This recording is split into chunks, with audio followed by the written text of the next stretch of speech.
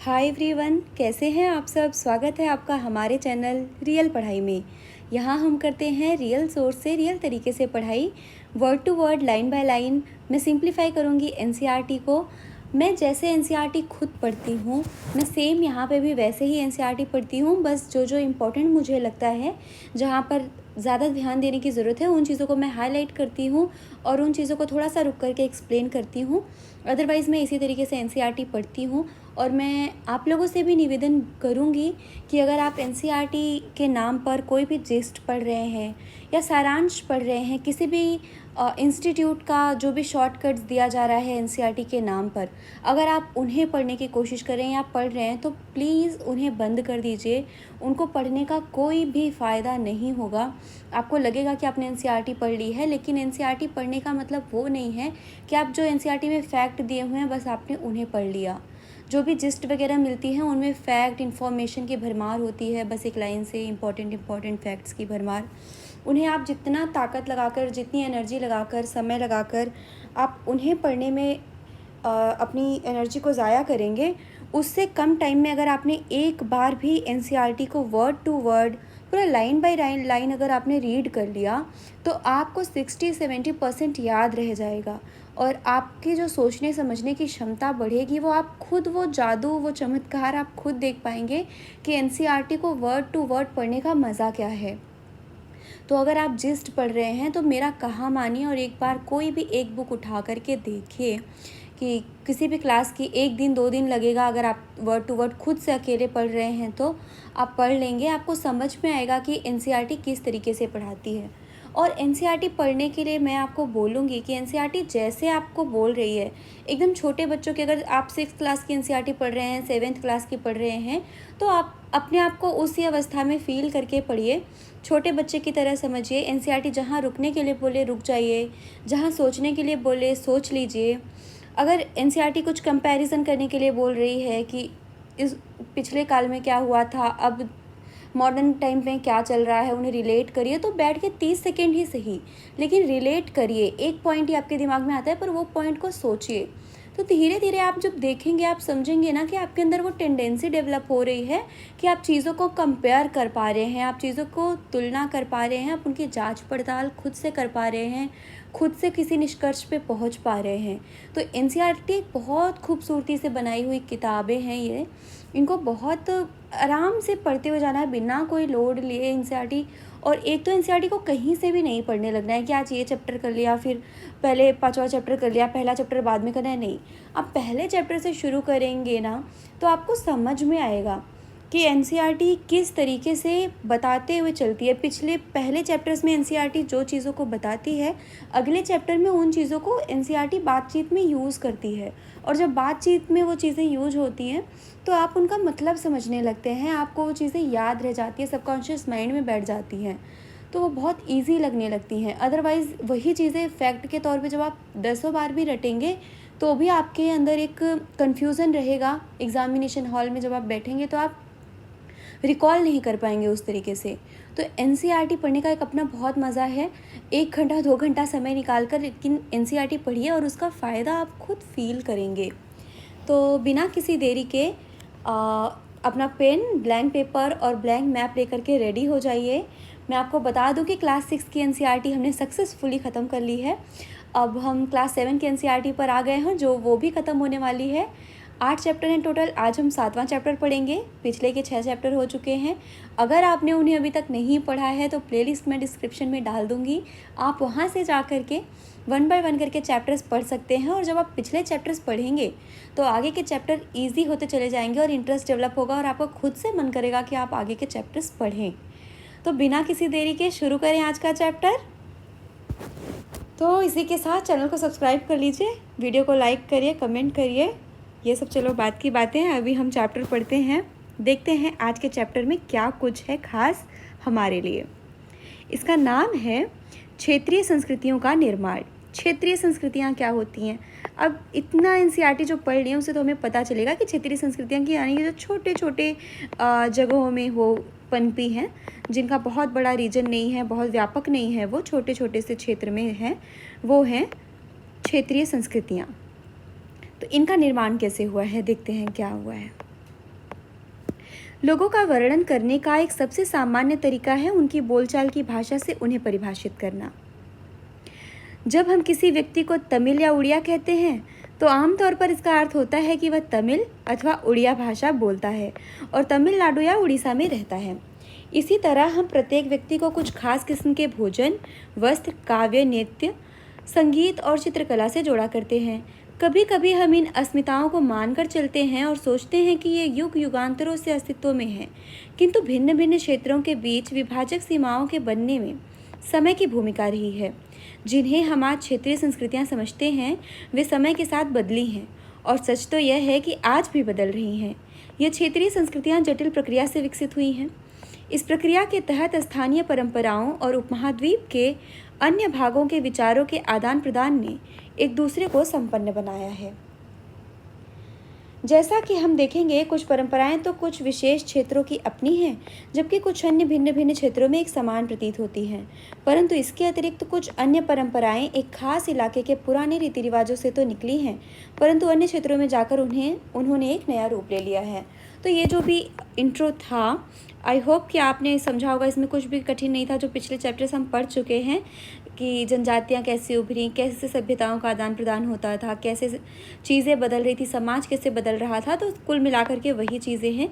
उनकी परंपरा है, स्थानीय परंपराएं आदान प्रदान एक दूसरे को संपन्न बनाते हैं, विचारों को, भाषा वगैरह, तो वही है। यहाँ पे एनसीईआरटी बोल रही है, पता लगाएं कि पिछले 10 सालों में कितने नए राज्य बन गए हैं। क्या इनमें से प्रत्येक राज्य एक अलग क्षेत्र है? अभी आपको पता लगाना है कि पिछले 10 साल में, यानी कि अभी 2024 चल रहा है, 2014 से कितने नए राज्य बने हैं। अगर आप एक मोटा मोटा ओवरव्यू लेंगे तो तेलंगाना बना है, और यहाँ पे लद्दाख बना है, और यहाँ पे भी कुछ दमन और दीव इन सब का विलय हुआ है। तो इस तरीके के कुछ राज्य बने हैं, और सब एक अपने अपने अलग क्षेत्र हैं, अपने अपने अलग कारण से बने हैं। जैसे तेलंगाना अपनी एक अलग भाषा की वजह से बना है, अलग रीजन की वजह से बना है, जहाँ पे तेलुगु बोलते हैं लोग। और तो बस उसी तरीके से अपने अपने क्षेत्र बनते हैं। अब देखते हैं क्या है अगली बात, चेर और मलयालम भाषा का विकास। अब चेर कौन सी भाषा है और मलयालम कौन सी भाषा है? अभी पिछले चैप्टर में आपने देखा था ना कि चेर एक जनजाति भी थी, और उसके पिछले चैप्टर में आपने देखा था कि चेर यहाँ पर एक शासन भी चल रहा था, शासक भी थे, और एक चेर जनजाति थी जो इधर रहती थी। आइए भाषा और क्षेत्र के बीच अंतर्संबंध के एक उदाहरण से अपना विश्लेषण प्रारंभ करें। महोदयपुरम का चेर राज्य प्रायद्वीप के दक्षिणी पश्चिमी भाग में, जो आज के केरल राज्य का हिस्सा है, 9वीं शताब्दी में स्थापित किया गया। अब एक राज्य की बात हो रही है, इसका नाम है महोदयपुरम, और ये इस राज्य की बात हो रही है। यहाँ पे केरल में था, यहाँ पे था चेर। 9वीं शताब्दी में स्थापित किया गया। संभवतः मलयालम भाषा इस इलाके में बोली जाती थी। यहाँ पे भाषा बोली जाती थी मलयालम। शासकों ने मलयालम भाषा एवं लिपि का प्रयोग अपने अभिलेखों में किया। वस्तुतः इस भाषा का प्रयोग उपमहाद्वीप के सरकारी अभिलेखों में किसी क्षेत्रीय भाषा के प्रयोग के सबसे पहले उदाहरणों में से एक है। यानी कि ये क्या है, ये जो मलयालम भाषा है, इसकी जो इम्पॉर्टेंट बात ये है कि इस भाषा का प्रयोग उपमहाद्वीप के सरकारी अभिलेखों में किसी क्षेत्रीय भाषा के प्रयोग के सबसे पहले उदाहरणों में से, मतलब क्षेत्रीय भाषा का मतलब समझ रहे हैं जो एक छोटे पैमाने पर बोली जा रही है। इसके पहले संस्कृत वगैरह में लिखे जा रहे थे, लेकिन क्षेत्रीय भाषा का उपयोग अभिलेखों के तौर पर नहीं हुआ था। ग्रंथ वगैरह अगर लिखे गए थे, कविताएं लिखी गई थी, लेकिन अभिलेख के तौर पर जो भाषा का प्रयोग हुआ वो मलयालम भाषा का हुआ। साथ साथ चेर लोगों ने संस्कृत की परंपराओं से भी बहुत कुछ ग्रहण किया। केरल का मंदिर रंगमंच, जिसकी परंपरा इस युग तक खोजी जा सकती है, संस्कृत के महाकाव्यों पर आधारित था। रंगमंच का मतलब समझ रहे हैं, नाटक, थिएटर। केरल का मंदिर रंगमंच, वहाँ पे मंदिर पे रंगमंच होते थे, तो जिनकी परंपरा इस युग तक खोजी जा सकती है, संस्कृत महाकाव्यों पर वो आधारित थे। यानी संस्कृत कितनी व्यापक भाषा थी कि इस छोर से लेकर के उस छोर तक चल रही थी। मलयालम भाषा की पहली साहित्यिक कृतियाँ, जो लगभग 12वीं शताब्दी की बताई जाती हैं, प्रत्यक्ष रूप से संस्कृत की रीडिंग है। यानी कि जो मलयालम भाषा है वो, उसका ओरिजिन अगर हम सोर्स पकड़ें तो वो क्या है, वो संस्कृत से ही निकली हुई है। यह भी एक काफ़ी रोचक तथ्य है कि 14वीं शताब्दी का एक ग्रंथ लीला तिलकम, जो व्याकरण तथा काव्यशास्त्र विषयक है, मणिप्रवालम शैली में लिखा गया था। मणिप्रवालम शाब्दिक अर्थ है हीरा और मूंगा, जो यहाँ दो भाषाओं संस्कृत का तथा क्षेत्रीय भाषा के साथ साथ प्रयोग की ओर संकेत करता है। तो ये जो फैक्ट है, आप देखेंगे कि ये जो ग्रंथ का नाम है लीला तिलकम और दूसरा है मणिप्रवालम शैली में लिखा गया। ये शैली है मणिप्रवालम और ग्रंथ का नाम है लीला तिलकम, और यह दो भाषाओं में संस्कृत और क्षेत्रीय भाषा का साथ साथ प्रयोग हुआ है, मणि और प्रवाल के रूप में।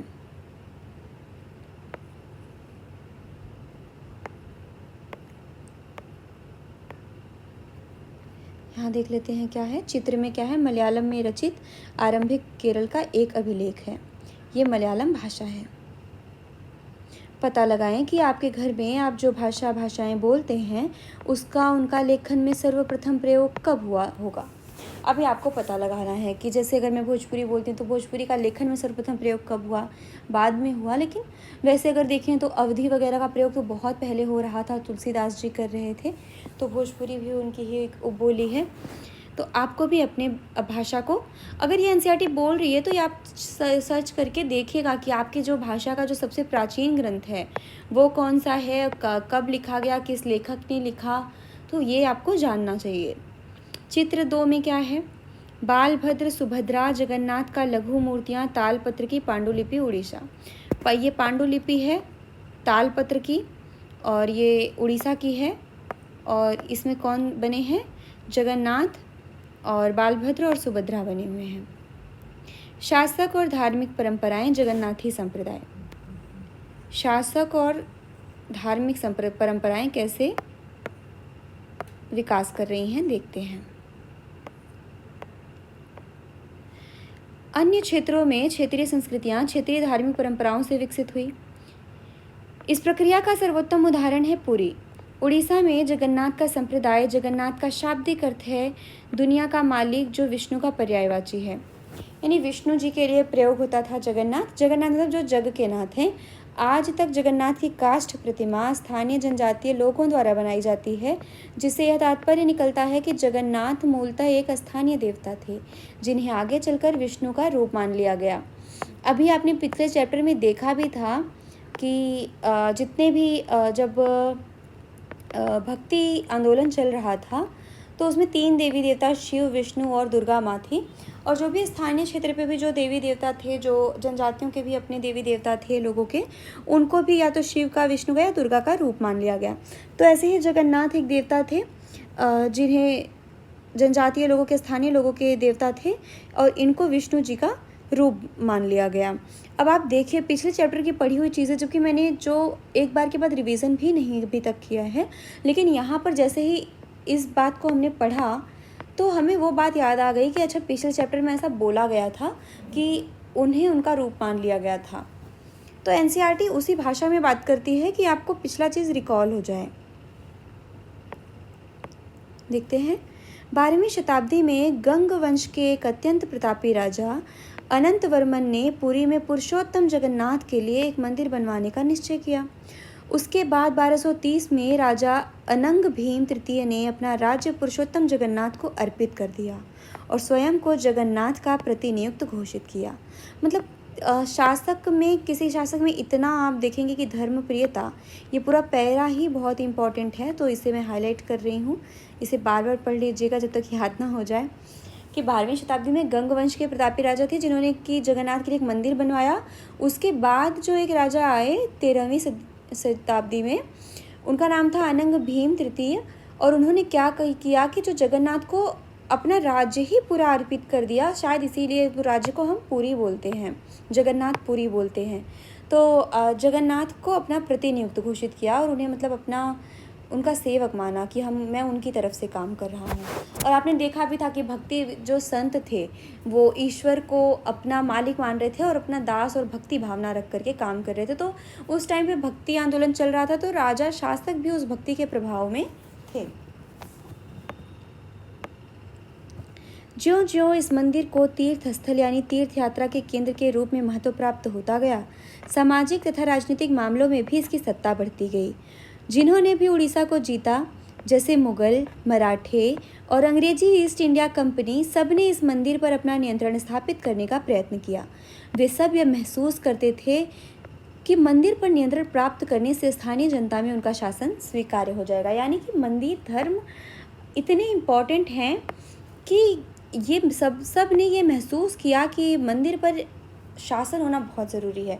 और साउथ के मंदिर तो बहुत शक्तिशाली थे, उसी तरीके से एक पुरी का मंदिर जिसमें लोगों की इतनी बड़ी आस्था, राजा की ही इतनी बड़ी आस्था कि पूरा राज्य ईश्वर को दान कर देना और खुद प्रतिनियुक्त बन जाना। और आप देखेंगे कि कोई भी जो घर का मुखिया है उसी से उदाहरण सेट होता है, बच्चे उसका ही मान करके चलते हैं। तो वैसे ही राजा मुखिया होता है।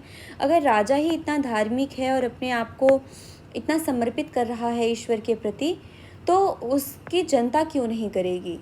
तो कहीं ना कहीं जो ये राजा है, ये बहुत ही एक अच्छा उदाहरण है। इनका नाम जो है वो है अनंग भीम तृतीय।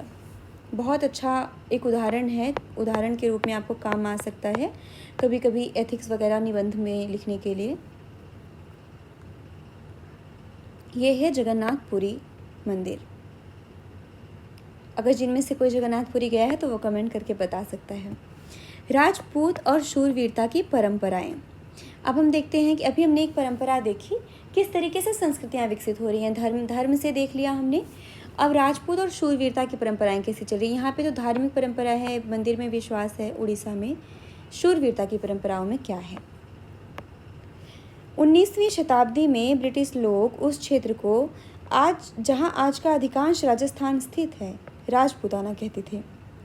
यानी कि यहाँ मैप में देखेंगे, यहाँ जो आज का राजस्थान है, इस एरिया को राजपूताना कहा जाता था। इससे यह समझा जा सकता है कि वह एक ऐसा प्रदेश था जहाँ केवल अथवा प्रमुख रूप से राजपूत ही रहा करते थे। लेकिन यह बात आंशिक रूप से ही सत्य है। ऐसे अनेक समूह थे और आज भी हैं जो उत्तरी तथा मध्यवर्ती भारत के अनेक क्षेत्रों में अपने आप को राजपूत कहते हैं। यह भी सच है कि राजस्थान में राजपूतों के अलावा अन्य लोग भी रहते हैं। तथापि अक्सर यह माना जाता है कि राजपूतों ने राजस्थान को एक विशिष्ट संस्कृति प्रदान की। कुल मिलाकर के ऐसा अगर बोला जाए कि सिर्फ यहाँ पे राजपूत रहते हैं, तो ऐसा नहीं होता है। किसी भी राज्य में हर तरीके के लोग रहते हैं, क्योंकि हर चीज़ की ज़रूरत पड़ेगी। अगर यहाँ पे राजपूत हैं तो उन्हें वस्त्र की भी ज़रूरत पड़ेगी, उन्हें व्यापार अनाज की भी ज़रूरत पड़ेगी। तो यहाँ पे किसान भी होंगे, शिल्पीकार भी होंगे, बढ़ई भी होंगे, सुनार भी होंगे, लोहार भी होंगे। तो हाँ, ये हो सकता है कि यहाँ पे जो राजपूत हैं उनका वर्चस्व है, उनकी बस्तियाँ ज़्यादा है। बाकी सारे लोग जो हैं वो ज़रूरत भर के, उनकी जो संख्या है कम है। और ज़रूरी नहीं कि सिर्फ राजपूत इतने ही दूर में, राजपूत दूर दूर कहीं और जगहों में भी हैं, पर वहाँ कम मात्रा में है और यहाँ बहुल मात्रा में है। तो कहीं भी अगर ये मान लेना कि यहाँ पे तो सिर्फ यही रहते थे, ये बहुत गलत स्टेटमेंट होगा। और एनसीईआरटी हमें पहले भी बता चुकी है कि हम इतिहास के बारे में किसी भी चीज़ पे बहुत निश्चित नहीं हो सकते जब तक कि हमें प्रमाण नहीं मिल रहे हैं। चीज़ें हम उन्हें मानते हैं, जैसे ही कुछ और प्रमाण मिले और चीज़ें बदल जाती हैं। तो इसलिए कोई भी दावा करने से बचना चाहिए इतिहास के परिप्रेक्ष्य में। यहाँ तक कि साइंटिस्ट भी जो अपनी रिसर्च करते हैं वो उन पर दावा नहीं करते। वो बोलते हैं जब तक कि अगली रिसर्च इसको खारिज नहीं कर देती तब तक मेरा यह रिसर्च मान्य है। देखते हैं आगे।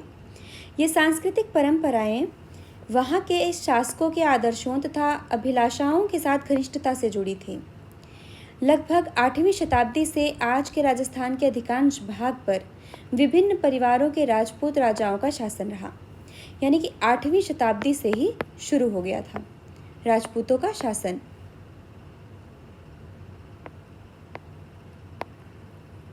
पृथ्वीराज अध्याय 2 एक ऐसा ही शासक था। पृथ्वीराज चौहान का नाम आपने सुना भी था अध्याय 2 में। इन्होंने पानीपत का युद्ध किया था मोहम्मद गोरी से। ये शासक ऐसे शूरवीरों के आदर्शों को अपने हृदय में संजोए रखते थे, जिन्होंने रण क्षेत्र में बहादुरी से लड़ते हुए अक्सर मृत्यु का वरण किया मगर पीठ नहीं दिखाई। राजपूत शूरवीरों की कहानियाँ काव्यों एवं गीतों में सुरक्षित हैं। ये विशेष रूप से प्रशिक्षित चारण भाटों द्वारा गाई जाती थी। ये काव्य एवं, अब चारण भाट का मतलब मुझे समझाना नहीं होना चाहिए, आपको पता होना चाहिए कि चारण कौन थे, भाट कौन थे। इन सब का जिक्र कर चुकी है एनसीईआरटी पिछले के चैप्टर्स में या पिछली क्लास में। ये चारण जो भाट थे ये शासकों के लिए स्पेशली लिखते थे। ये काव्य एवं गीत ऐसे शूरवीरों की स्मृति को सुरक्षित रखते थे और उनसे यह आशा की जाती थी कि वे अन्य जनों को भी उन शूरवीरों का अनुकरण करने के लिए प्रेरित एवं प्रोत्साहित करेंगे। साधारण जन भी इन कहानियों से आकर्षित होते थे। इन कहानियों में अक्सर नाटकीय स्थितियों और स्वामी भक्ति, मित्रता, प्रेम, शौर्य, क्रोध आदि प्रबल संवेगों का चित्रण होता था।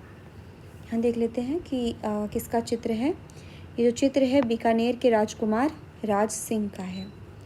तो ये सब चित्र पे क्वेश्चन बन सकते हैं। एनसीईआरटी जो भी चित्र वगैरह देती है उनको बहुत ध्यान से देखने की चीज़ है। बीकानेर के जो राजकुमार हैं राज सिंह, इनका जिक्र आपको एनसीईआरटी के बाहर जल्दी नहीं मिलेगा। ये सब एनसीईआरटी की स्पेशल चीज़ें हैं। देखते हैं, क्या स्त्रियों को भी इन कहानियों में स्थान प्राप्त था? कहीं कहीं यह चित्रित किया गया है कि स्त्रियां अपने शूरवीर पतियों का जीवन मरण दोनों में अनुसरण करती थीं। सती प्रथा यानी विधवाओं द्वारा अपने मृतक पतियों की चिता पर जिंदा जल जाने की प्रथा का भी कुछ कहानियों में उल्लेख पाया जाता है। इस प्रकार जो लोग शूरवीरता के आदर्शों का पालन करते थे, उन्हें अक्सर इस आदर्श के लिए अपने जीवन का बलिदान करना होता था। यानी स्त्रियों का जो जिक्र हुआ है राजस्थानी राजपुताना इलाकों में, उसमें क्या है कि स्त्रियों का सती प्रथा का उल्लेख किया जा रहा है। उनके जीवन मरण दोनों में अनुसरण करती थी अपने पतियों का, बहुत पतिव्रता होती थी और यहाँ पे सती प्रथा वगैरह का प्रचलन ज़्यादा था। मानचित्र में देखते हैं कि क्या है वह क्षेत्र जिनकी इस अध्याय में चर्चा की गई है। अच्छा, ये राजस्थान है, ये बीकानेर के राजा की यहाँ पे बात की गई है। उड़ीसा का यहाँ पे भुवनेश्वर, यहाँ पे पुरी है। और ये सब जो भी मैप हैं, मैं शायद उतना डिटेल में यहाँ नहीं बता पाऊँगी, लेकिन आप इन मैप का चाहे स्क्रीनशॉट ले लीजिए, चाहे अपनी बुक में ही है, उन्हें मार्क करिए और बहुत अच्छे से देखिए कि पुरी, यहाँ पे पुरी है, भुवनेश्वर है, चित्तौड़गढ़ है, जोधपुर है। जो जो चीज़ों का जिक्र होता है जहाँ पर, उन जगहों को मार्क करते हुए, देखते हुए चलते रहिए कि हर जगह का जहाँ जहाँ पे, वैसे यहाँ पे चेर राज्य था तो उसका जिक्र हुआ है, तो उनको देखते चलिए। यहाँ पे पूरी राज का जिक्र हुआ है, राजपुताना का जिक्र हो गया। अभी आगे चल के और भी जो चीज़ों का जिक्र होगा उन्हें देखेंगे।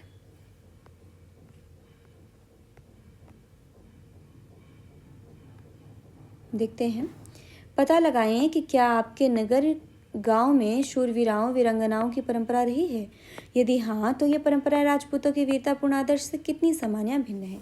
कि अब आपको पता लगाना है कि आपके गांव में क्या ऐसी परंपरा है कि पतियों के मरने के बाद स्त्रियां अपनी जान दे रही हैं, सती प्रथा, ऐसा कुछ टाइप की परंपरा है, या पहले कुछ सालों तक थी, क्या आपकी किसी पीढ़ी में कभी कुछ ऐसा घटित हुआ हो। तो इन सब चीज़ों को पता लगाने की कोशिश करें, अपने घर पे पूछें, या जो बूढ़े हैं, बुज़ुर्ग हैं, उनको पूछने की कोशिश करें कि क्या कभी कुछ ऐसी घटनाएं हुई हैं, तो वो कितनी मैच करती हैं और कितनी नहीं करती हैं।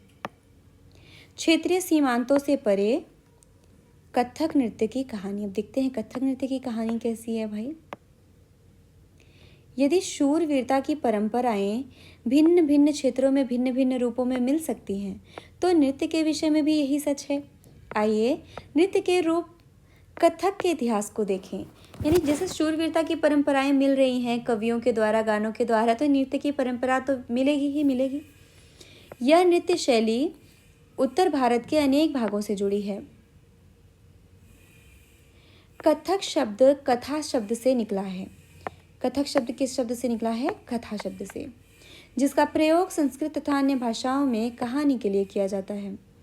कथक मूल रूप से उत्तर भारत के मंदिरों में कथा यानी कहानी सुनाने वालों की एक जाति थी। यानी कि ये नृत्य से पहले कथक क्या था? कथक एक जाति थी जो कि कहानी सुनाते थे मंदिरों में। ये कथाकार अपने हाव भाव तथा संगीत से अपने कथावाचन को अलंकृत किया करते थे। यानी कि कहानी बताते बताते कुछ एक्टिंग करके या कुछ मिमिक्री करते थे, कुछ भी हाव भाव करते थे। 15वीं तथा 16वीं शताब्दियों में भक्ति आंदोलन के प्रसार के साथ कथक एक विशिष्ट नृत्य शैली का रूप धारण करने लगा।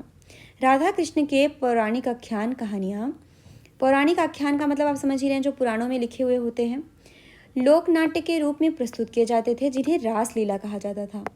यानी कि एक दूसरी भी जो कथा है, एक दूसरी जो परंपरा है वो रास लीला है। अब यहाँ पे जो मैप में आप देखेंगे, मैप के साइड देखिएगा, ये उत्तर प्रदेश का ये जो एरिया है ये कथक का एरिया है, यहाँ पे रासलीला वगैरह भी हो रही है।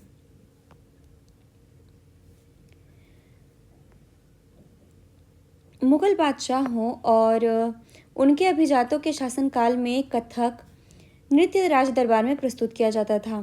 यानी जब बादशाहों के शासनकाल में क्या हो गया कि नृत्य राज दरबार में प्रस्तुत किया जाने लगा, जहाँ इस नृत्य ने अपने वर्तमान अभिलक्षण अर्जित किए। मतलब जिस वर्तमान अभिलक्षण यानी कि जो इस टाइम पे इस नृत्य की जो विशेषताएं हैं वो कहाँ से उसमें आई, वो आई मुगल शासन में, जब वो दरबार में होने लगी और वह एक विशिष्ट नृत्य शैली के रूप में विकसित हो गया। आगे चलकर ये दो परंपराओं अर्थात घरानों में फला फूला, राजस्थान जयपुर के राज दरबारों में और लखनऊ में। यानी कि कथक की दो परंपराएं चली, घराने जिसको वो कहे जाते हैं, आपने नाम सुने होंगे। एक घराना था जयपुर और दूसरा था लखनऊ। तो ये दो क्षेत्र थे जहाँ पे घराने चल रहे थे। अवध के अंतिम नवाब वाजिद अली शाह के संरक्षण में यह एक प्रमुख कला के रूप में उभरा। ये सब इम्पॉर्टेंट लाइन्स है, पूछी जा चुकी हैं एग्जाम में। आप समझ रहे होंगे कि क्लास 7 की एनसीईआरटी कितनी इंपॉर्टेंट है कि इससे क्वेश्चन आ रहे हैं, डायरेक्ट क्वेश्चन आ रहे हैं। जो अवध के अंतिम नवाब वाजिद अली शाह हैं, उनके संरक्षण में ये इस कला को अच्छे से पहचान मिली। 1850 से 75 के दौरान यह नृत्य शैली के रूप में इन दो क्षेत्रों में ही नहीं बल्कि आज के पंजाब, हरियाणा, जम्मू और कश्मीर, बिहार तथा मध्य प्रदेश के निकटवर्ती इलाकों में भी पक्के तौर पर संस्थापित हो गया। इसकी प्रस्तुति में क्लिष्ट तथा द्रुत पद संचालन, उत्तम वेशभूषा तथा कहानियों के प्रस्तुतिकरण एवं अभिनय पर जोर दिया जाने लगा। यानी कि इसके जो प्रस्तुति है, इसकी विशेषताएं हैं वो क्या है, कठिन है, द्रुत पद संचालन है, उत्तम वेशभूषा है, कहानियों के प्रस्तुतिकरण है एवं अभिनय पर जोर दिया जाने लगा है। अनेक अन्य सांस्कृतिक गतिविधियों की तरह कथक को भी 19वीं तथा 20वीं शताब्दियों में अधिकांश ब्रिटिश प्रशासकों ने नापसंद किया। यानी कि जैसे जो भी अन्य सांस्कृतिक गतिविधियां थी वो अंग्रेजों को पसंद नहीं थी उतनी, फिर भी यह जीवित बचा रहा और गणिकाओं द्वारा पेश किया जाता रहा। यानी गणिकाओं यानी वेश्याओं के द्वारा इनको अपना लिया गया, कहीं ना कहीं ये बची रह गई। ये गणिकाओं की भी देन मानी जा सकती है कि उन्होंने कम से कम इसको जारी रखा। स्वतंत्रता की प्राप्ति के बाद तो देश में इसे 6 शास्त्रीय नृत्य रूपों में मान्यता मिल गई। यानी कि स्वतंत्रता मिलने के बाद इसका न्याय हुआ और इसे शास्त्रीय नृत्य का दर्जा मिल गया। आगे चल के आपको जब आप दूसरी एनसीईआरटीज़ पढ़ेंगे तो आपको धीरे धीरे ये भी पता चलेगा कि शास्त्रीय नृत्य क्या होते हैं, तो वो सब भी चीज़ें आप जानेंगे, अभी यहीं पे पता चलने वाला है। इसके पहले हम चित्र देख लेते हैं कि चित्र क्या है। नृत्य की कक्षा, लक्ष्मण मंदिर, खजुराहो। ये खजुराहो में एक मंदिर है, लक्ष्मण मंदिर, और उसमें क्या दिखाया जा रहा है कि नृत्य की कक्षा चल रही है, क्लास चल रही है। ग्रुप डांस देख रहे होंगे, जैसे आज के ग्रुप डांस वगैरह होते हैं ना, आप DID वगैरह देख रहे होंगे, गॉट इंडिया टैलेंट देख रहे होंगे, तो वैसे ही यहाँ पे ग्रुप क्लासेस चल रही हैं। देखते हैं कि शास्त्रीय नृत्य क्या होते हैं। ये पूरा बॉक्स ही इम्पोर्टेंट है। किस कला के रूप को शास्त्रीय माना जाए? इस प्रश्न का उत्तर देना अक्सर बहुत कठिन होता है। क्या हम उस रूप या शैली को शास्त्रीय कहते हैं जिसका विषय धार्मिक हो, अथवा क्या हम उसे शास्त्रीय इसलिए मानते हैं क्योंकि उसके लिए अत्यधिक कौशल की आवश्यकता होती है जो कई वर्षों के लंबे प्रशिक्षण से ही प्राप्त होता है, अथवा यह शास्त्रीय इसलिए है क्योंकि यह निर्धारित नियमों के अनुसार ही प्रदर्शित या प्रस्तुत किया जाता है और उसमें विभिन्नताओं को प्रोत्साहन नहीं दिया जाता है। अब ये ऐसे टाइप के प्रश्न हैं कि आपके मन में प्रश्न आ रहे होंगे कि शास्त्रीय, एनसीईआरटी बोल रही है कि आप सोचो इस तरीके से कि क्या शास्त्रीय कैसे माना जाएगा, क्या मानदंड होंगे इनके, कि इसे माना जाए कि उनमें धार्मिक विषय, इनके धार्मिक इसलिए नहीं शास्त्रीय मान लिया जाए, या ये बहुत कठिन है, बहुत कौशल की आवश्यकता है, बहुत लंबे प्रशिक्षण की आवश्यकता है और बहुत नियमों पर आधारित है, सिर्फ इसलिए मानना चाहिए।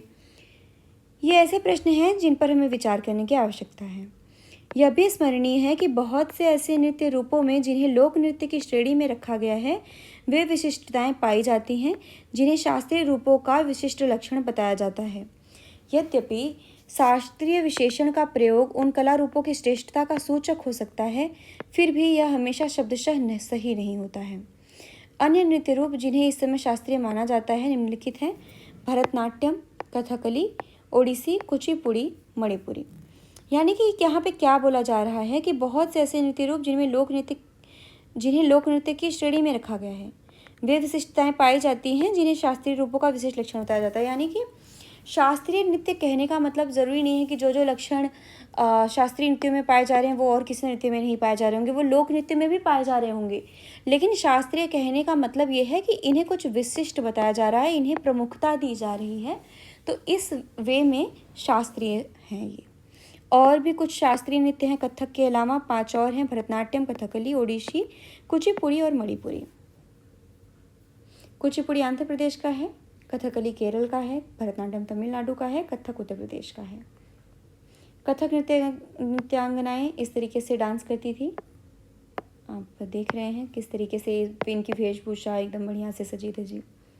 इनमें से किसी एक नृत्य रूप के बारे में अधिक जानकारी प्राप्त करें। अब आपको जो भी आपके शहर के आसपास का हो या जो भी हो, उसके बारे में आपको जानकारी प्राप्त करनी है, चाहे आपको जो भी अच्छा लगे तो करिएगा। अगर एनसीईआरटी बोल रही है तो कर लीजिएगा, एक बार गूगल करने में क्या ही जाएगा। संरक्षकों के लिए चित्रकला, लघु चित्रों की परंपरा। अब हम देख रहे हैं कि संस्कृति की एक एक चीज़ को देख रहे हैं। हमने धर्म देख लिया, शूरवीरता देख ली और हमने नृत्य देख लिया। अब हम क्या देख रहे हैं? अब हम चित्रकला देखेंगे। यानी संस्कृति के जो कुछ अंग हो सकते हैं, जो कुछ उनकी भावनाएं हो सकती हैं, जो भी उनके विशिष्टताएं हो सकती हैं, हम वो देख रहे हैं। एक अन्य परंपरा जो कई रीतियों से विकसित हुई वह थी लघु चित्रों की परंपरा। लघु चित्र, जैसा कि हमें उनके नाम से पता चलता है, छोटे आकार के चित्र होते हैं जिन्हें आम तौर पर जल रंगों से कपड़े या कागज़ पर चित्रित किया जाता है। यानी लघु चित्र आप पहले भी देख चुके हैं, मिनिएचर का जिक्र आ चुका है पहले ही, पर आज डिटेल में बात होगी। प्राचीनतम लघु चित्र तालपत्रों अथवा लकड़ी की तख्तियों पर भी चित्रित किए गए थे। इनमें से सर्वाधिक सुंदर चित्र जो पश्चिम भारत में पाए गए जैन ग्रंथों को सचित्र बनाने के लिए प्रयोग किए गए थे। जो सर्वोत्तम लघु चित्र हैं वो पश्चिम भारत में पाए गए हैं, यानी कि इधर गुजरात और इधर के साइड में, ये इस साइड में। मुगल बादशाह अकबर, जहांगीर और शाहजहां ने अत्यंत कुशल चित्रकारों को संरक्षण प्रदान किया था, जो प्राथमिक रूप से इतिहास और काव्यों की पांडुलिपियां चित्रित करते थे। मतलब कि ये जो मुगल बादशाह थे, इन्होंने ऐसे चित्रकारों को संरक्षण दिया जो कि अच्छे से, मतलब इतिहास और काव्य की पांडुलिपियां चित्रित करते थे। पांडुलिपियों का मतलब बुक, हाथ से लिखी हुई बुक। ये पांडुलिपियां आमतौर पर चटक रंगों में चित्रित की जाती थी और उनमें दरबार के दृश्य, लड़ाई तथा शिकार के दृश्य और सामाजिक जीवन के अन्य पहलू चित्रित किए जाते थे। अक्सर उपहार के तौर पर भी इन चित्रों का आदान प्रदान किया जाता था और ये कुछ गिने चुने लोगों, बादशाह और उनके घनिष्ठ जनों द्वारा ही देखे जा सकते थे। यानी कि उपहार के तौर पर भी इन चित्रों का प्रयोग किया जाता था। छोटे छोटे चित्र, जैसे आज भी हम उपहार देते हैं तो कुछ छोटा सा चीज़ बना करके कभी कभी हम बनाते हैं, कुछ हाथ से बनाए हुए गिफ्ट्स बनाते हैं, तो उस तरीके की भी चीज़ें तभी भी प्रचलित थी। यानी जो भी चीज़ें हम आज कर रहे हैं वो ज़रूरी नहीं कि बस वो आज हमारी आज की खोज हो गई, वो कहीं ना कहीं एक लंबे समय की परंपराएं हुई रहती हैं जिन्हें हम अपने मॉडर्न तरीके से करते हैं। शिकार के दौरान आराम करते हुए अकबर, मुगल लघु चित्र, ये एक लघु चित्र है, मिनिएचर है। शिकार के दौरान अकबर आराम कर रहे हैं, यहाँ सब बैठ के आराम फरमा रहे हैं थकने के बाद। मुगल साम्राज्य के पतन के साथ अनेक चित्रकार मुगल दरबार छोड़कर नए उभरने वाले क्षेत्रीय राज्यों के दरबारों में चले गए। परिणाम स्वरूप मुगलों की कलात्मक रुचियों ने दक्षिण के क्षेत्रीय दरबारों और राजस्थान के राजपूती राज दरबारों को प्रभावित किया। यानी कि ये जब यहाँ से गए मुगल शासन खत्म होने के बाद, तो वो राजस्थान के राजपूती दरबारों और दक्षिण के क्षेत्रीय दरबारों में गए और वहाँ पे इन्होंने अच्छा खासा प्रभाव किया। लेकिन इसके साथ ही उन्होंने अपनी विशेषताओं को सुरक्षित रखा और उनका विकास भी किया। मुगल उदाहरणों का अनुसरण करते हुए शासकों तथा उनके दरबारों के दृश्य चित्रित किए जाने लगे। इनके साथ साथ मेवाड़, जोधपुरी, बूंदी, कोटा और किशनगढ़ जैसे केंद्रों में पौराणिक कथाओं तथा काव्यों के विषयों का चित्रण बराबर जारी रहा। अब देखेंगे ये जो मेवाड़, जोधपुर, बूंदी, कोटा, किशनगढ़, ये सब जो नाम आए हैं ना, इन सब की शैली में आपको आगे चल के चित्रकारी पढ़ने को मिलेगी जब आप कल्चर पढ़ेंगे तब। ये इनका एक शैली है। तो ये सब जगह जो है, ये मेवाड़ हो गए, जोधपुर, बूंदी, कोटा, किशनगढ़, इनमें क्या थी, केंद्र में पौराणिक कथाओं तथा काव्यों के विषयों का चित्रण बराबर जारी रहा। ये देखते हैं, ये चित्र जो है होली खेलते हुए महाराणा राम सिंह सेकंड राजपूत लघु चित्र कोटा। ये कोटा का लघु चित्र है। होली खेलते हुए, ये देखिए हाथी पर से ये पिचकारी मार रहे हैं और किस तरीके से होली खेल रहे हैं। जैसे आज के कुछ लोग साधु महात्मा लोग हैं, होली खेलते हैं और कलर बरसाते हैं, तो वो पिछले ज़माने में भी ये चीज़ें हो चुकी हैं, ये तरीके अपनाए जा चुके हैं। आगे देखते हैं। ऐसा ही एक अन्य क्षेत्र था आधुनिक हिमाचल प्रदेश के इर्द गिर्द हिमालय की तलहटी का इलाका, यानी कि हिमाचल के इलाके में भी चित्रकारी थी। यहाँ पे क्या था, 17वीं शताब्दी के बाद वाले वर्षों में इस क्षेत्र में लघुकला की एक साहसपूर्ण एवं भावप्रवण शैली का विकास हो गया, जिसे बसोली शैली कहा जाता है। अब बसोली जो शैली है बहुत फेमस शैली है, इसको पूछा जाता है, ध्यान रखिएगा कि ये हिमाचल से है। जो सबसे लोकप्रिय पुस्तक चित्रित की गई थी वह थी भानुदत्त की रसमंजरी। इस पुस्तक का नाम याद रखने की ज़रूरत है। भानुदत्त की रसमंजरी जो है वो बसोली शैली में चित्रित की गई है। 1739 में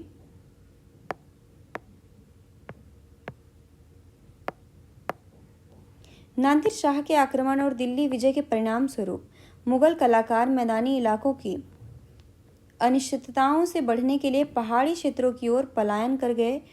उन्हें वहां जाते ही आश्रयदाता तैयार मिले, जिसके फलस्वरूप चित्रकार की कांगड़ा शैली विकसित हुई। यानी कि नादिर शाह के जब आक्रमण से बेचैन होकर के जब चित्रकार चले गए, पहाड़ी शैली में गए, तो वहाँ पे कौन सी शैली विकसित हुई, कांगड़ा शैली। वहाँ के राजाओं ने इन्हें अच्छे से प्रश्रय दिया। 18वीं शताब्दी के मध्य भाग तक कांगड़ा ने कलाकारों की एक नई शैली विकसित कर ली, जिसने लघु चित्रकारी में एक नई जान डाल दी। उनकी प्रेरणा का स्रोत वहाँ की वैष्णव परंपराएं थी। ठंडे नीले और हरे रंगों सहित कोमल रंगों का प्रयोग और विषयों का काव्यात्मक निरूपण कांगड़ा शैली की विशेषता थी। कांगड़ा शैली ने एक नई विशेषता क्या दी कि ये नीले और हरे रंग का प्रयोग कर रहे हैं और विषयों की काव्यात्मक निरूपण कर रहे हैं। वैष्णव परंपराओं की कहानियाँ जो है वहाँ पे चल रही हैं। एक ये चित्र हमने अभी नहीं देखा, ये चित्र है कृष्ण राधा और उसकी सखियाँ, पहाड़ी लघु चित्र कांगड़ा। कांगड़ा शैली में ये जो यहाँ पे कान्हा है, यहाँ पे राधा और उनकी सहेली हैं, और नीला और हरा रंग गहरे जो हैं उनकी प्रचुरता है। स्मरण रहे कि साधारण स्त्री पुरुष भी बर्तनों, दीवारों, कपड़ों, फर्श आदि पर अपनी कलाकृतियाँ चित्रित करते थे। कला के इन नमूनों में से कुछ ही बच पाते थे। इसके विपरीत लघु चित्र राजमहलों में सावधानीपूर्वक रखे जाते थे, जिससे वे सदियों तक सुरक्षित रहे। अब जैसा कि हम आज के ज़माने में हर कोई अपने घर में पेंटिंग्स बनाता ही है, वैसे ही उस टाइम पे भी होता था। हालांकि वो उतनी बच नहीं पाती थी, समय के साथ ख़राब हो जाती थी, लेकिन राजमहलों में अच्छे से उनका रख रखाव होता था, तो इसलिए वो हमें ज़्यादातर मिलती हैं। हमने यहाँ पे कौन कौन सा आप क्षेत्र देख लिया, मैप में देखेंगे। हमने यहाँ देखा ये हिमाचल वाला एरिया, पहाड़ी वाला एरिया, कांगड़ा शैली भी और बसोली शैली देखा। यहाँ पे हमने बंगाल नज़दीक से एक नज़र देखते हैं, बंगाल के बारे में क्या बोला जा रहा है। हम इस एरिया की बात कर रहे हैं, ये यहाँ के एरिया की। एक क्षेत्रीय भाषा का विकास। जैसा कि हमने प्रारंभ में देखा था, हम अक्सर क्षेत्रों के नाम वहाँ के निवासियों द्वारा बोली जाने वाली भाषा के अनुसार निर्धारित करते हैं। अब देखिए, जैसे अपनी संस्कृति में बहुत सारी चीज़ें पढ़ ली, शूरवीरता की भावना पढ़ ली, और धर्म को पढ़ लिया, चित्रकला को पढ़ लिया। अब हम भाषा को देख रहे हैं कि संस्कृति में चौथा एलिमेंट क्या है, भाषा है। इसलिए हम यह मान लेते हैं कि बंगाल में लोग हमेशा बंगाली ही बोलते थे, किंतु यह एक दिलचस्प बात है कि आज बंगाली संस्कृत से निकली हुई भाषा मानी जाती है। प्रारंभिक ईसा पूर्व प्रथम सहस्त्राब्दी के मध्य भाग संस्कृत ग्रंथों के अध्ययन से यह पता चलता है कि बंगाल के लोग संस्कृत से उपजी हुई भाषाएं नहीं बोलते थे। तो फिर नई भाषा का उद्भव कैसे हुआ? आज जो बंगाली है वो संस्कृत से मानी जाती है, लेकिन जो 1000 साल पहले जो ग्रंथ लिए हुए संस्कृत से थे, उनसे पता चलता है कि बंगाल के लोग संस्कृत से उपजी भाषाएं नहीं बोलते थे, वो नई भाषा बोलते थे। सबसे पहली बंगाली रामायण के तालपत्र की पांडुलिपि का एक पृष्ठ, ये बंगाली में रामायण की एक तालप्रति उसका पांडुलिपि एक पृष्ठ लिखा गया है कि बांग्ला जो है इस तरीके से लिखी जाती थी। अगर आपको कुछ समझ में आ रहा है तो पढ़ के बताइएगा कमेंट सेक्शन में। नेक्स्ट देखते हैं। ईसा पूर्व चौथी तीसरी शताब्दी से बंगाल और मगध के बीच वाणिज्यिक संबंध स्थापित होने लगे थे। यानी कि जब मगध साम्राज्य था, ईसा पूर्व की बात की जा रही है, मौर्य साम्राज्य वगैरह में ही। यहाँ मैप में मैं मैप क्लियर करती हूँ। तो क्या हुआ कि यहाँ से मगध साम्राज्य यहाँ पे था और यहाँ पे बंगाल, तो यहाँ से यहाँ पे मगध साम्राज्य यहाँ बिहार में था, यहाँ से यहाँ पे आदान प्रदान होने लगा था, वाणिज्यिक संबंध स्थापित होने लगे थे, जिसके कारण संभवतः संस्कृत का प्रभाव बढ़ता गया होगा। चौथी शताब्दी के दौरान गुप्त वंशीय शासकों ने उत्तरी बंगला पर अपना राजनीतिक नियंत्रण स्थापित कर लिया। तो गुप्त वंशों ने क्या किया, यहाँ पे अपना नियंत्रण ही स्थापित कर लिया बंगाल में। तो फिर उससे क्या हुआ, ब्राह्मणों को बसाना भी शुरू कर दिया यहाँ पे। इस प्रकार गंगा की मध्य घाटी के भाषाई तथा सांस्कृतिक प्रभाव अधिक प्रबल हो गए। अब ब्राह्मणों को बसाना कैसे शुरू किया होगा, कोई ऐसा मोटिव तो नहीं था, लेकिन ब्राह्मणों को भूमि दान करने की जो प्रथा चल गई थी, तो भूमि देते देते वहाँ पे भी भूमि दी हो गई, तो ब्राह्मण अपने आप बसने लगे वहाँ पे। अब ये सब मैं रिलेट कर पा रही हूँ क्योंकि एनसीईआरटी ने सब चीज़ें पहले से बता दी हैं। 7वीं शताब्दी में चीनी यात्री हुएनसांग ने पाया कि बंगाल में सर्वत्र संस्कृत से संबंधित भाषाओं का प्रयोग हो रहा था। यानी कि संस्कृत ने अपनी पैठ यहाँ पे धीरे धीरे बनानी शुरू कर दी थी बंगाल में। चूंकि अब यहाँ पे जब लोग आपस में साथ में रहते हैं तो भाषाओं का आदान प्रदान तो होना तय ही है। 8वीं शताब्दी से पाल शासकों के अंतर्गत एक क्षेत्रीय राज्य का उद्भव हो गया।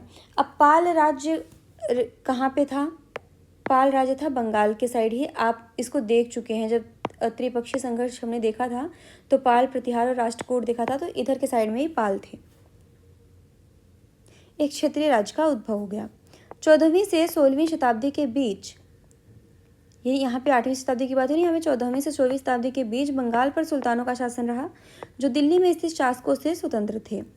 अब यहाँ पे कुछ सुल्तानों ने यहाँ पे किया शासन 14वीं से 16वीं शताब्दी तक में, जो कि यहाँ पे दिल्ली में केंद्र था, तो यहाँ से ये स्वतंत्र थे। इतना बहुत ज़्यादा पकड़ थी नहीं यहाँ के सुल्तानों का। आपको पता भी है कि सुल्तानों का शासन जो था वो बहुत केंद्रीकृत हो नहीं पाया था। वो यहीं पे जितना ज़्यादा ध्यान दे पाते थे इतने एरिया में, इधर साउथ वगैरह में आसपास के एरिया में वो इतना ध्यान नहीं दे पाते थे।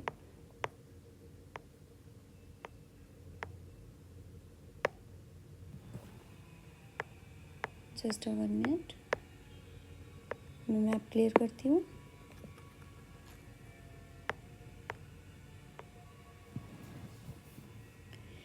(1586) में जब अकबर ने इस प्रदेश को जीत लिया तो उसे सूबा माने जाने लगा। सूबा की बात हम पहले कर चुके हैं कि सूबा कैसे बटा हुआ था, परगनों में कैसे बटा हुआ था। उस समय प्रशासन की भाषा तो फारसी थी, लेकिन बंगाली एक क्षेत्रीय भाषा के रूप में विकसित हो रही थी। प्रशासन की भाषा फारसी थी, लेकिन बंगाली भी एक क्षेत्रीय भाषा के रूप में विकसित हो रही थी, क्योंकि इसकी परंपराएं जो हैं, बंगाली भाषा की परंपराएं बहुत प्राचीन थी, संस्कृत से भी पुरानी। वस्तुतः 15वीं शताब्दी तक आते आते उपभाषाओं तथा बोलियों का बंगाली समूह एक सामान्य साहित्यिक भाषा के द्वारा एकबद्ध हो गया। यानी अब इनकी जो साहित्यिक भाषा बन गई बंगाली भाषा, साहित्यिक भाषा जिसका प्रयोग जो हो रहा है साहित्य लिखने में हो रहा है, किसी भी प्रकार के साहित्य में। यह साहित्यिक भाषा उस क्षेत्र के पश्चिमी भाग की बोलचाल की भाषा थी, जिसे अब पश्चिमी बंगाल कहा जाता है। यद्यपि बंगाली का उद्भव संस्कृत से ही हुआ है, पर यह अपने क्रम विकास की अनेक अवस्थाओं से गुजरी है। इसके अलावा गैर संस्कृत शब्दों का एक विशाल शब्द भंडार, जो जनजातीय भाषाओं, फारसी और यूरोपीय भाषाओं सहित अनेक स्रोतों से इसे प्राप्त हुआ है, आधुनिक बंगाली का एक हिस्सा बन गया है। यानी कि जिसे हम पश्चिम बंगाल कहते हैं ये, और इधर के हिस्से को हम पूर्वी बंगाल कहते थे, बांग्लादेश को, तो ये जो पश्चिम बंगाल का इलाका है वहाँ पे बंगाली भाषा का उदय हो रहा है। वो निसंदेह संस्कृत से जन्मी है, लेकिन और भी सारी भाषाओं से उसने शब्द वगैरह अपने में समाहित किए हैं। बंगाली के प्रारंभिक साहित्य को दो श्रेणियों में बांटा जा सकता है। एक श्रेणी है संस्कृत की श्रेणी और दूसरी उससे स्वतंत्र है, यानी कि बंगाली का जो साहित्य है वो दूसरी उससे स्वतंत्र श्रेणी है, पहली संस्कृत की श्रेणी है। पहली श्रेणी में संस्कृत महाकाव्यों के अनुवाद, मंगल काव्य, शाब्दिक अर्थों में शुभ यानी मांगलिक काव्य जो स्थानीय देवी देवताओं से संबंधित है, और भक्ति साहित्य जैसे गौड़ीय वैष्णव आंदोलन के नेता श्री चैतन्य देव की जीवनियाँ आदि शामिल हैं। यानी कि जो संस्कृत से जुड़ी हुई श्रेणी है उसकी विशेषता क्या है, उसमें मंगल काव्य लिखे गए हैं, भक्ति देवी काव्य हैं यानी मांगलिक काव्य हैं, और दूसरा भक्ति साहित्य हैं जैसे कि चैतन्य महाप्रभु, इनकी जीवनी आदि शामिल है, या वैष्णव आंदोलन के नेता वगैरह की। दूसरी श्रेणी में क्या था, नाथ साहित्य शामिल है। अब नाथों का जो परंपरा है आप देख चुके हैं कि नाथ योग परंपरा, हठ परंपरा, इन सब से रिलेट करते थे और ब्राह्मणों से उनको जो है उनका खंडन करते थे, ब्राह्मणों के जो कर्मकांड वगैरह बताए जाते थे। मैनामती गोपी चंद्र के गीत, धर्म ठाकुर की पूजा से संबंधित कहानियाँ, परी कथाएँ, लोक कथाएँ और गाथा गीत। धर्म ठाकुर पूजा से संबंधित कहानियाँ, मैनामती गोपी चंद्र के गीत। अगर ये सब आपको आता है तो आपको पता होना चाहिए।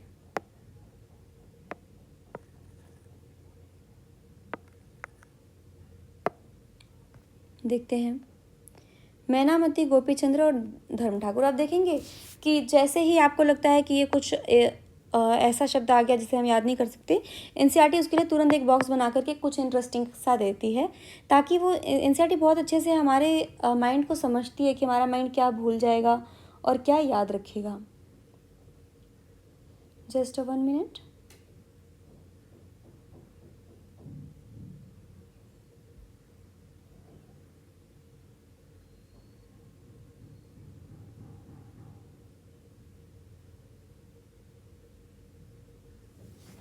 देखते हैं।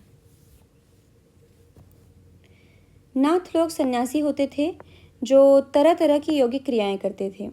यह गीत विशेष जो अक्सर अभिनीत किया जाता है यह बताता है कि रानी मैनामती ने अपने पुत्र गोपीचंद्र को अनेक बाधाओं के समक्ष सन्यास का मार्ग अपनाने को किस प्रकार प्रोत्साहित किया था।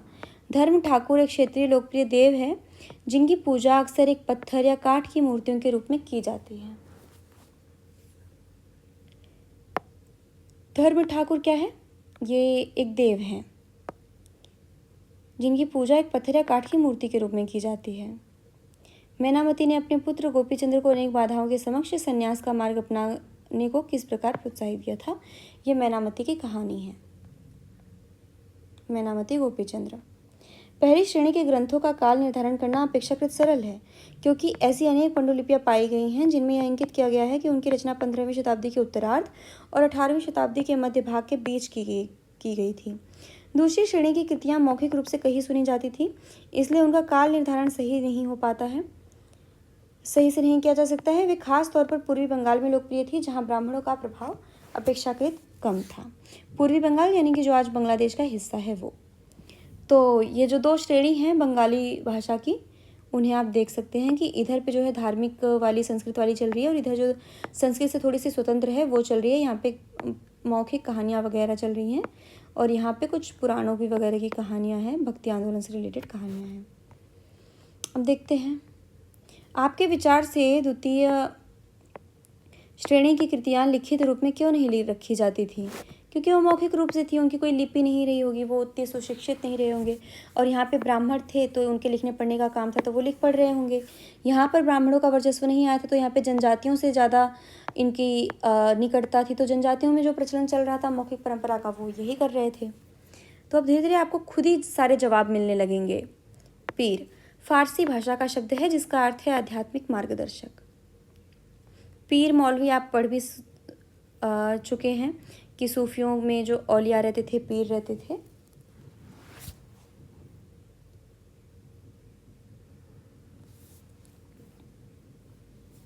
सोलहवीं शताब्दी से लोगों ने बड़ी संख्या में पश्चिम बंगाल के कम उपजाऊ क्षेत्रों को छोड़कर दक्षिण पूर्वी बंगाल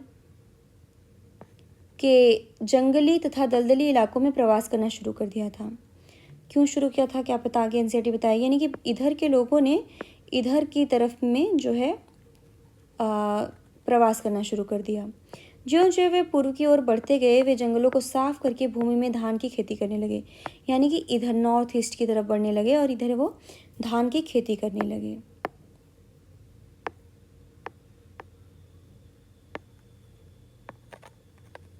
मैं हाईलाइट कर देती हूँ ताकि अगली बार रिवीजन में काम देगा।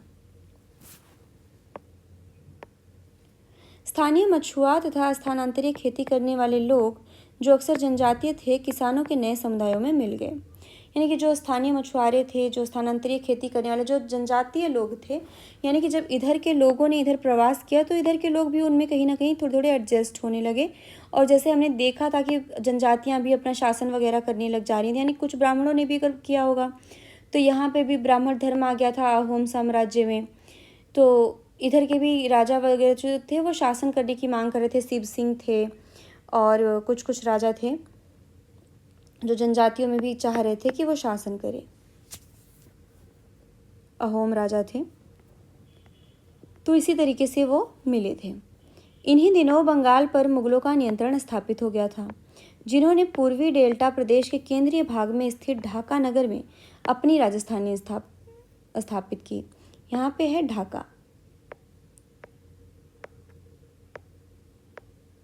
ये है ढाका।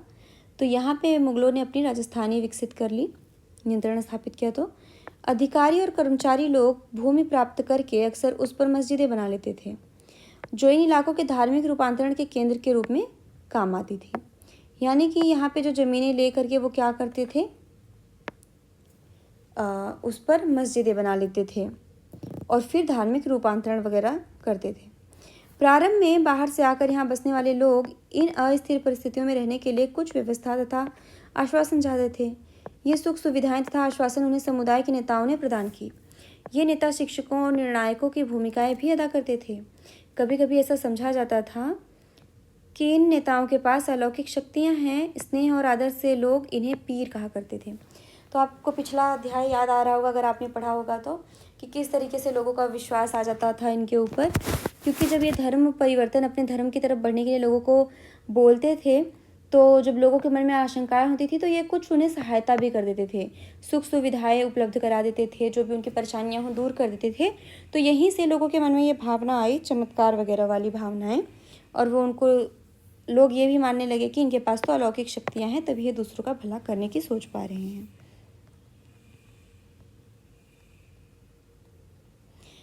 इस पीर श्रेणी में संत या सूफी और अन्य धार्मिक महानुभाव, साहसी उपनिवेशी, देवत्व प्राप्त सैनिक एवं योद्धा, विभिन्न हिंदू एवं बौद्ध देवी देवता और यहाँ तक कि जीव आत्माएं भी शामिल थे। कि पीर श्रेणी में कौन कौन, मतलब कितनी व्यापक श्रेणी है इस पीर श्रेणी की, जो आध्यात्मिक हमारे देवता हो सकते थे, उसमें सप्तक जीव पीरों की पूजा पद्धतियाँ बहुत ही लोकप्रिय हो गई और उनकी मज़ारें बंगाल में सर्वत्र पाई जाती हैं। यानी कि बंगाल में जो है पीर वाला सिस्टम, सूफी सिस्टम बहुत तेज़ चला और यहाँ पे सिलसिला वगैरह भी चलता था। तो पीर वगैरह जो सूफी संत थे, सिलसिले चलते थे, वो धर्म परिवर्तन कर रहे थे, लोगों उनमें चमत्कार में विश्वास कर रहे थे। यहाँ तक कि उनकी मज़ारों पर का भी पूजा किया जा रहा था, उनको पूजा जा रहा था, तो उन लोगों की पूजा होने लगी यहाँ पे। जीववाद क्या है? यह मानना कि पेड़ पौधों, जड़ वस्तुओं और प्राकृतिक घटनाओं में भी जीवात्मा है। ये चित्र अभी हम देखेंगे, पहले देख लेते हैं ये क्या है। बंगाल में 15वीं शताब्दी के बाद वर्षों में मंदिर बनाने का दौर जोरों पर रहा, जो 19वीं शताब्दी में आकर समाप्त हो गया। यानी कि 15वीं शताब्दी से 19वीं शताब्दी के बीच में आकर के यहाँ पे मंदिर बहुत तेज बनाए गए। हमने देखा है कि मंदिर और अन्य धार्मिक भवन अक्सर उन व्यक्तियों या समूह द्वारा बनाए जाते थे जो शक्तिशाली बन रहे थे। एनसीईआरटी ने आपको पहले बता दिया है कि जो राजा वगैरह थे वही बनवाते थे। वे इनके माध्यम से अपनी शक्ति तथा भक्तिभाव का प्रदर्शन करना चाहते थे। बंगाल में साधारण ईंटों और मिट्टी गारे से अनेक मंदिर निम्न सामाजिक समूहों जैसे कालू, तेली, कंसारी, घंटा धातु के कारीगर आदि के समर्थन से बने थे। यानी कि मंदिर बना तो बड़े शासक रहे थे, बनवा तो वो रहे थे, लेकिन बंगाल में साधारण ईंटों और इन सब से जो अनेक मंदिर थे बने हुए थे।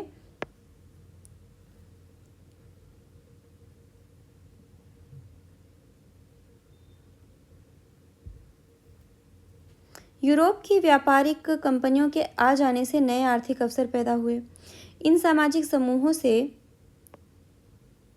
संबंधित अनेक परिवारों ने इन अवसरों का लाभ उठाया। जैसे जैसे लोगों की सामाजिक तथा आर्थिक स्थिति सुधरती गई, उन्होंने इन स्मारकों के निर्माण के माध्यम से अपनी परिस्थिति और प्रतिष्ठा की घोषणा कर दी। जब स्थानीय देवी देवता जो पहले गांव में छान छप्पर वाली झोपड़ियों में पूजे जाते थे को ब्राह्मणों द्वारा मान्यता प्रदान कर दी गई, तो उनकी प्रतिमाएं मंदिरों में स्थापित की जाने लगी। तो किस तरीके से मंदिर में प्रतिमा वगैरह आने लगी कि जो ये निम्न लोग थे, जब इनको आर्थिक अवसर मिले, कमाने का अवसर मिला, तो इन्होंने बहुत अच्छे से स्मारक वगैरह बनाए, अपनी स्थिति सुधारी। और जब स्थिति सुधारी तो देवी देवताओं के लिए छान छप्पर वाली झोपड़ी को छोड़ करके महल वगैरह टाइप की संरचनाएं बनाई, और ब्राह्मणों ने भी उन्हें मान्यता दे दी। तो उससे क्या हुआ कि उन मंदिरों में प्रतिमाएं, उनकी प्रतिमाएं भी जो थी वो स्थापित की जाने लगी। इस तरीके से मंदिर में मूर्ति वगैरह का प्रचलन शुरू हुआ।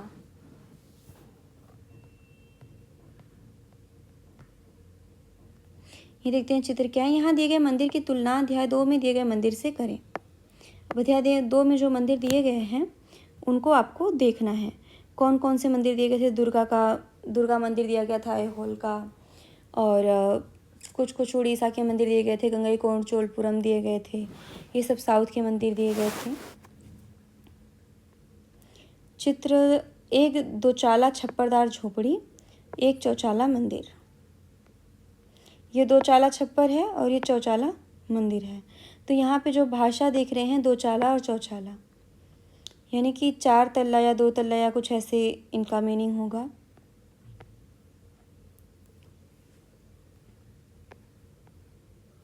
चित्र जो है ये गोपियों के साथ कृष्ण श्यामपुर मंदिर से पकी मिट्टी की एक पट्टिया विष्णुपुर में कृष्ण जो है कृष्ण है यहाँ पे, और यहाँ पे कितना बारीकी से नक्काशी की गई है। आप देख सकते हैं कि हर जगह कितना एक एक चीज़ को तराशा गया है। तो इधर के जो शिल्पकार थे कितने गुणी थे, कितने प्रशिक्षित थे। इन मंदिरों की शक्ल या आकृति बंगाल की छप्परदार झोपड़ियों की तरह दोचाला यानी 2 छतों वाली या चौचाला 4 छतों वाली होती थी। इन मंदिरों की शक्ल या आकृति बंगाल की छप्परदार झोपड़ियों की तरह इसी तरीके से इनकी झोपड़ियाँ होती थी। दोचाला यानी 2 छत, चौचाला यानी 4 छत। इस तरीके के मंदिर बंगाल में बन रहे थे। इसके कारण मंदिरों की स्थापत्य कला में विशिष्ट बंगाली शैली का प्रादुर्भाव हुआ। बंगाली शैली, अभी तक जो हमने शैली देखी थी वो शिखर वगैरह थे, उसमें गर्भगृह थे, मंडप थे, ये 2 चाला और चौचाला ये सब तो अब देखने को मिल रहा है। अपेक्षाकृत अधिक जटिल चौचाला यानी 4 छतों वाली ढांचे में 4 त्रिकोणीय छतें 4 दीवारों पर रखी जाती थी, जो ऊपर तिर्यक रेखा या एक बिंदु तक जाती थी। यानी कि 4 छतें हैं ऐसे ऐसे, और ये फिर मिल करके एक नई छत बना रही हैं, और वो भी तिर्यक रेखा में। मंदिर आमतौर पर एक वर्गाकार चबूतरे पर बनाए जाते थे। उनके भीतरी भाग में कोई सजावट नहीं होती थी, लेकिन अनेक मंदिरों की बाहरी दीवारें चित्रकारियों, सजावटी टाइलों अथवा मिट्टी की पट्टियों से सजी होती थी। कुछ मंदिरों में, विशेष रूप से पश्चिम बंगाल के बांकुरा जिले में विष्णुपुर के मंदिरों में, ऐसी सजावटें अत्यंत उत्कृष्ट कोटि तक पहुंच चुकी थी। आपने उसका उदाहरण देख भी लिया है कि कैसे सजाई जाती थी।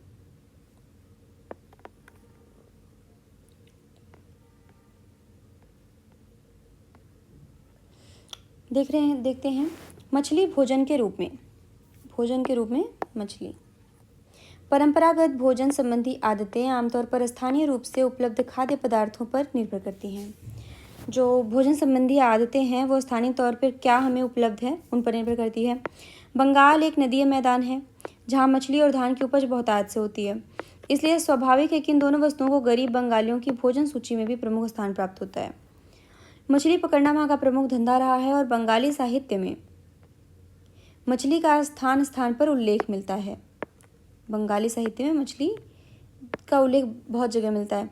इससे ज़्यादा और क्या होगा कि मंदिरों और बौद्ध विहारों की दीवारों पर जो मिट्टी की पट्टियाँ लगी हैं उनमें भी मछलियों को साफ करते हुए टोकरियों में भरकर बाजार ले जाते हुए दर्शाया गया है, मंदिरों में भी। और यहाँ पे आप चित्र भी देख सकते हैं। घरेलू उपयोग के लिए मछली तैयार करते हुए विशाल लक्ष्मी मंदिर से पक्की मिट्टी का एक फलक आराम बाग में एक विशाल लक्ष्मी का एक मंदिर है, जिसमें एक आप देखेंगे कि एक औरत है, एक मछली को किस तरीके से साफ कर रही है। ब्राह्मणों को समिष्ट भोजन करने की अनुमति नहीं थी। सामिष्ट भोजन क्या है? मांसाहार, जिसमें मांसाहार है वो।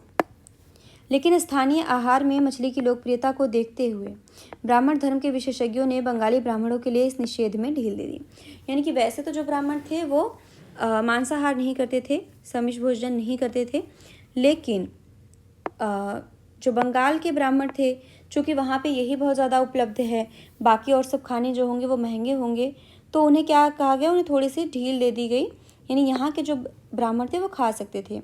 बृहद धर्म पुराण जो बंगाल में रचित 13वीं शताब्दी का संस्कृत ग्रंथ है, ने स्थानीय ब्राह्मणों को कुछ खास किस्मों की मछली खाने की अनुमति दी। यानी सारी मछली नहीं खा सकते, मछलियों में भी कुछ उच्च कोटि की मछलियाँ होंगी जिनको वो खाते होंगे। हम देखते हैं कल्पना करने के लिए क्या बोल रही है एनसीईआरटी कि आप एक राजपूत राजकुमार हैं, आप अपनी कहानी किस प्रकार सुनाना पसंद करेंगे। तो अब आप सोचिए किस प्रकार आप चाहेंगे कि आपने बहुत लड़ाइयाँ की, आपने हार नहीं मानी, आपके साथ आपने हरा दिया, चाहे कुछ भी हो गया, आप मर गए लेकिन आपने हार झुके नहीं, आत्मसम्मान नहीं बेचा। तो यही सब चीज़ें उस टाइम के भी राजा करते थे, बस शब्द अलग होते थे। आज के 20 शब्द हैं शास्त्रीय, लघुचित्र, पीर और बोली। ये सारी चीज़ें आपको जानने को मिली और ये सारी चीज़ें जो हैं ये सब बहुत ही ईजी हैं। अगर ये आपको नहीं याद आती हैं तो आप इनको वापस से जाकर के रिवीजन कर सकते हैं और फिर इसे सॉल्व कर सकते हैं। बहुत बहुत ईजी हैं।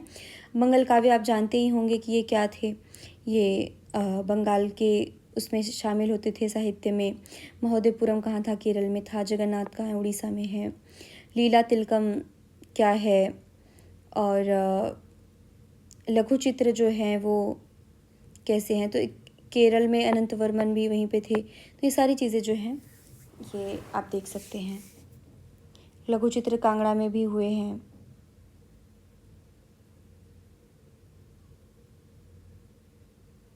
मणि प्रवाल क्या है ये आप जानते होंगे।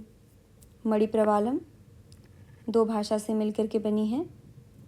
मलयालम जो भाषा हम पढ़ रहे थे, इस भाषा में लिखी पुस्तक का नाम जो था वही था लीला तिलकम।